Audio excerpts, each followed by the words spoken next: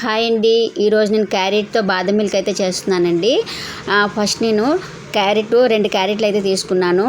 వాటిని పీల్ తీసి కుక్కర్లో వేసేసి ఒక 2 విజిల్స్ వచ్చే వరకు అయితే ఉడికించుకున్నాను. ఇక ఆ వాటర్ అంతా వంపేసి ఇక పీసెస్ ఉంటాయి కదా, వాటిని గ్రైండ్ చేసేసుకోవడమే.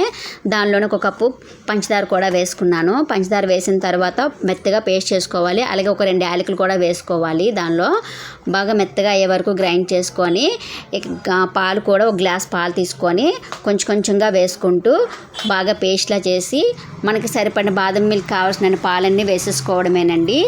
ఇక అవంతా బాగా గ్రైండ్ అయిపోయిన తర్వాత ఒక గ్లాస్లో వేసేసుకొని ఇక బాదం పప్పులు అయితే పీసెస్గా కట్ చేసుకొని పక్కన పెట్టుకున్నానండి. ఇంకా లాస్ట్లో దాని సర్వింగ్ గ్లాసులో అయితే వేసేసుకుంటున్నాను. వేసేసిన తర్వాత ఇక బాదం మిల్క్ అయితే రెడీ అయిపోయింది. మనకి చల్లగా కావాలి అనుకుంటే ఫ్రిడ్జ్లో పెట్టుకుంటే చాలా బాగుంటుందండి.